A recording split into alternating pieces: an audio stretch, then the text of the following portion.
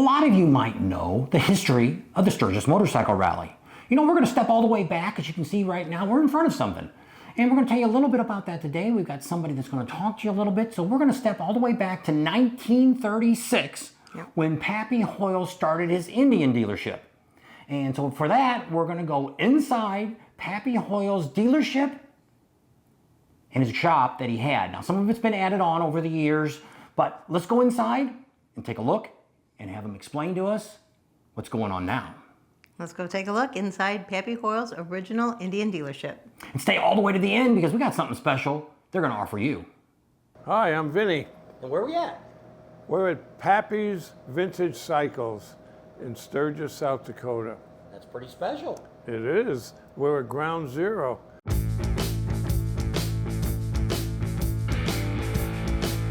Pappy Hoel in 1937 started the rally right here. This used to be his old Indian dealership.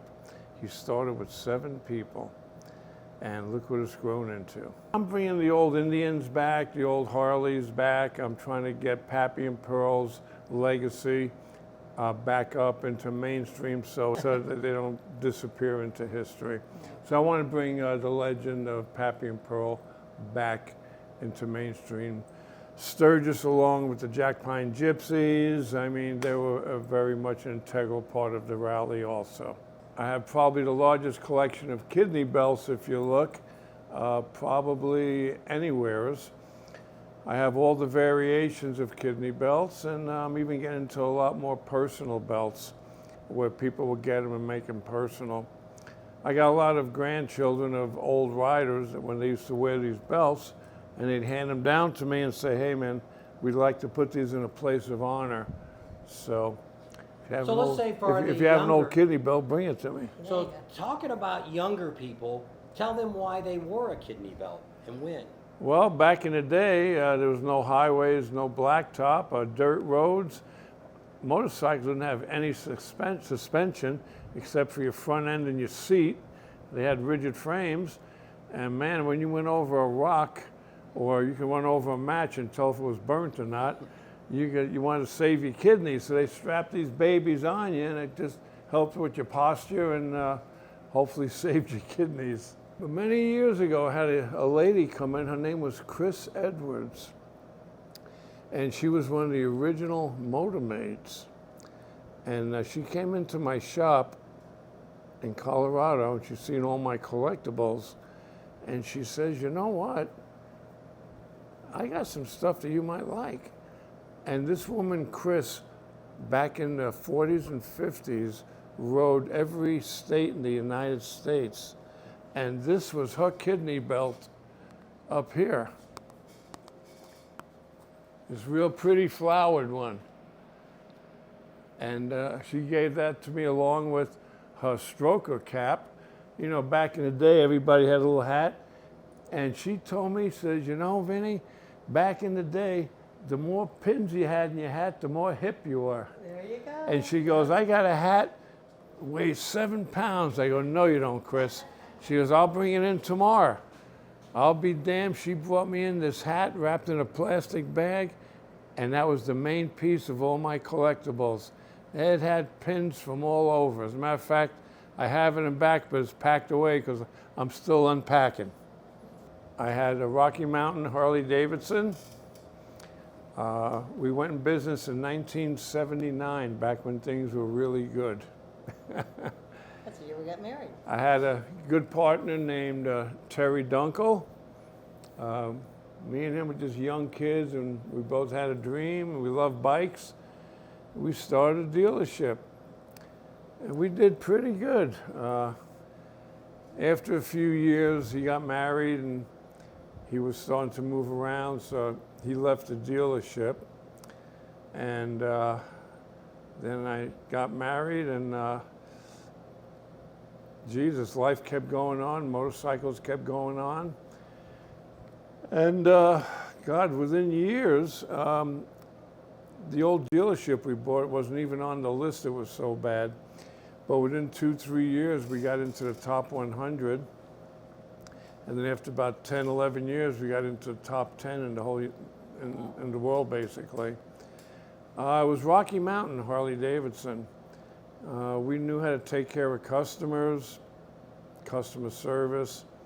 We had some good techs, and we had some bad techs, but they didn't last too long. And it was fun being a dealer back then. It was back when Harley Davidson knew how to take care of their dealers. Unfortunately, we were the dealers back in the 70s, the 80s, even the 90s. We were the dealers that kept Harley alive. And it's just sad what it's turning into now. It's not the same at all. Customer service is gone. It's just not what it was. Nobody cares about where Harley came from. It's just sad. It's just sad. America's turned corporate. They turn corporate. All they care is about money. And I'll tell you what, I see Harley's making a change with their logo. They actually took the wording out, Harley Davidson motorcycles, out of the bar and shield, and they're running just a bone outline like a cookie cutter of the bar and shield. So that tells me Harley Davidson motorcycles is gone. This is what's left of a brand. So you know what? It's sad. It's brand suicide what they're doing. All they care about is money. Customer service is down the drain. In the old days, whenever we have travelers coming through at our shop, man, if they had a problem, we gave them the next available lift, and they were on the road. I mean, if we had to take them out to dinner, put them up in a hotel, we took care of it. You know, we made lots of friends from all over the world, and they appreciated us. That's gone. Gone. And not only in Harley, but across any big company anymore. It seems. Well, I'll tell you, Indians really kicking ass. They have a strong dealer network. They have a good R&D department.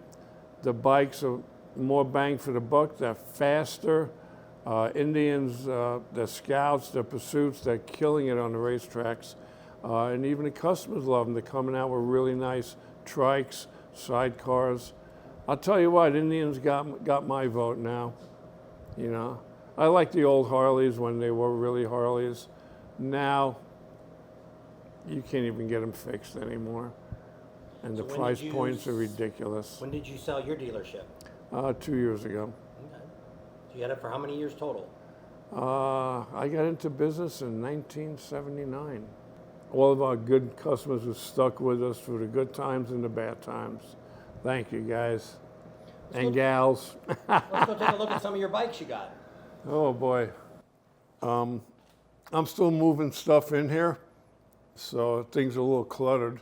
This here's a 57 Panhead, and the last time it was registered was, 1972. Last year for the rigid frame.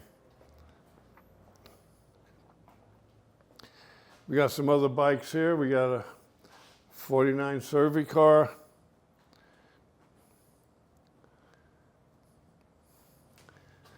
Like I said, still moving in here. Here's a 43 WLA.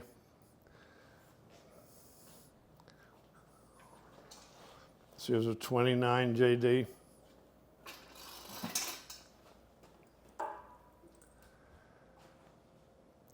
'47 Indian.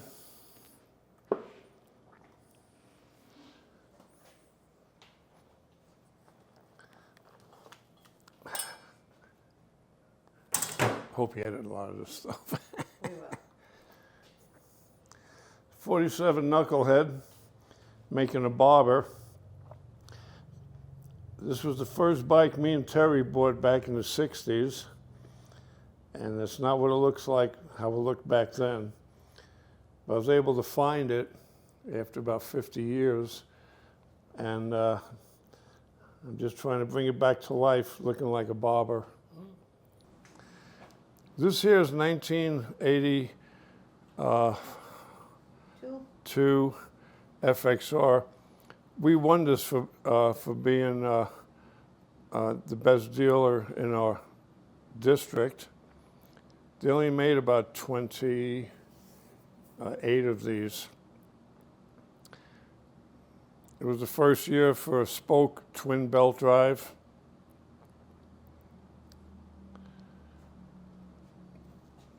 And this is back when the dealers cared about when corporate cared about their dealers. Like I said, just sad, they just don't care no more. So what about the one that's all in spider webs?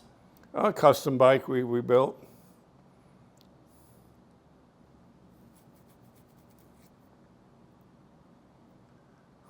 So here's another Survey car, 49.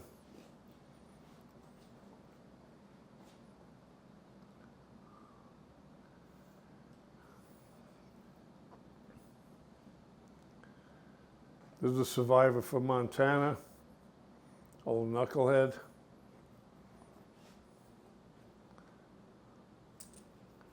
What year is that? That one's about 47. Looks like it's been around a long time. It's been sitting around a long time. It's a barn find. Yeah, Survivor. There's an old carnival ride here.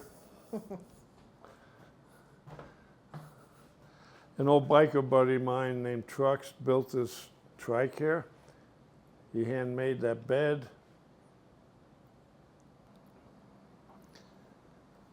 100th anniversary Ultra. Belonged to my buddy Trucks.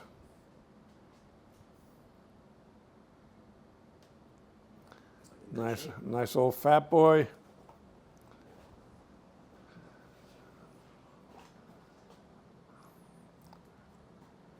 A nice Ducati 888 Superbike. Too much fun. Here's a nice old trinket from Harley back in the days. There's an old battery charger. Put your batteries up here. There's cords that came out. Charge you all 6-volt batteries. Not too many of these around because in the old days the acid would come out and eat everything away. But lucky to find this one. There's another bike I built. Made it look like it's an Evo, made it look like an old panhead. No billet, no braid, just old rubber hoses and just old school pieces. Fast bike. This is a nice 62 panhead, original paint. I'm the third owner on it. Only 23,000 miles. It's a 47 sidecar restored.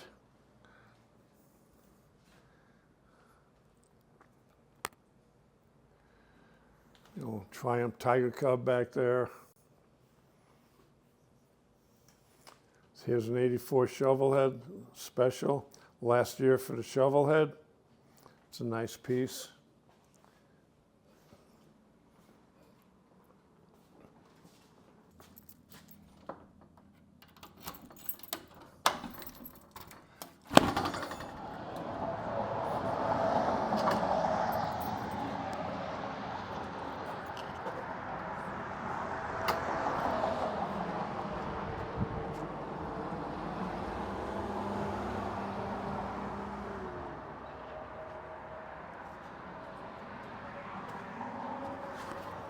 Here we are.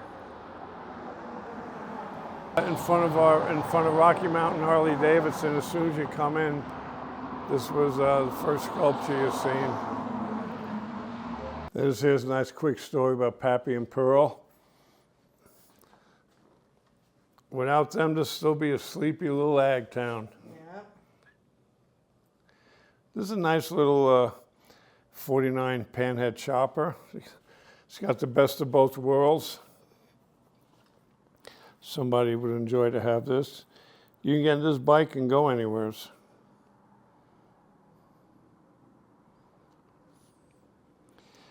There's an old 441 Victor BSA.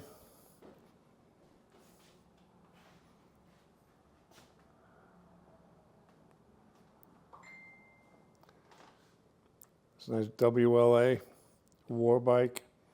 100-point restoration.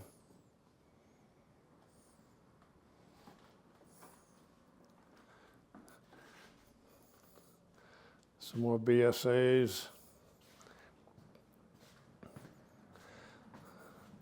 There's an Indian field racer, XR 750, last year.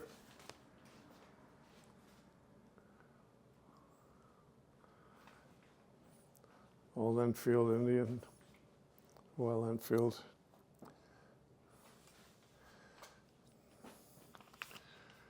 More stuff.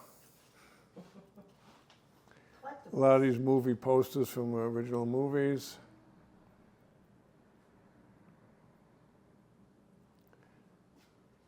Some collectibles.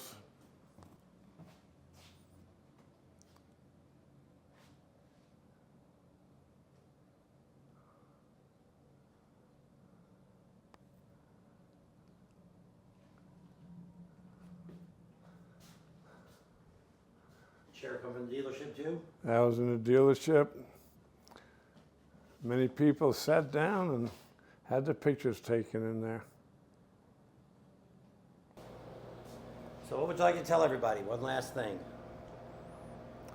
Drive fast, take chances. And if you're in town in Sturgis, South Dakota during a rally, stop by Papys. You'd be glad you did. You know, that's pretty great. You know, Pappy Hoel lived till 1989. You know, some of the other things, he didn't always sell Indian motorcycles. You know, he also sold some Yamahas and stuff, because for a while there, Indian kind of got lax. You know, it could have been because of the wars going on, different things like that, that they had issues. We're not going to go into Indians' history, but I mean, this is something that's really cool. He's giving you a personal invitation that if you're by there during next year's rally, the 85th, you could stop by, knock on the door, see if he's around, and he'll give you kind of a tour inside. So it's kind of neat. He's only had it about 6 months. That's all he's had this. And so it's kind of cool that he gave us the opportunity to come inside and capture some of the stuff he's got. And it's great that he had that Harley dealership over there in Colorado. Right. You know, he was one of the big legends that were probably around in that time. He was in the top 10. So that really makes it kind of special. And it's, you know, we've kind of lost a lot of those old dealerships like that kind of fought for Harley Davidson and really sold the good bikes and did the good service. Times have changed, things are different, but I mean, there's still a lot of great dealerships out there. You know, there was for a long time, there wasn't any Indian dealership in Sturgis at all. So I think it was almost 50 years before Sturgis Indian motorcycle dealer opened up down there. So that's kind of, I didn't really realize it had been that long that there wasn't an Indian dealer in town. There you go.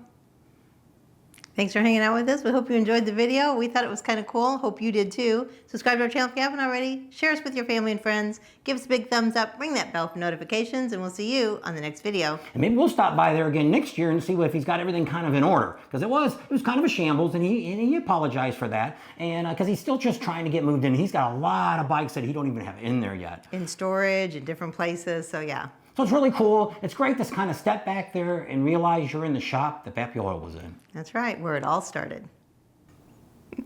We'll see you on the next video. There you go.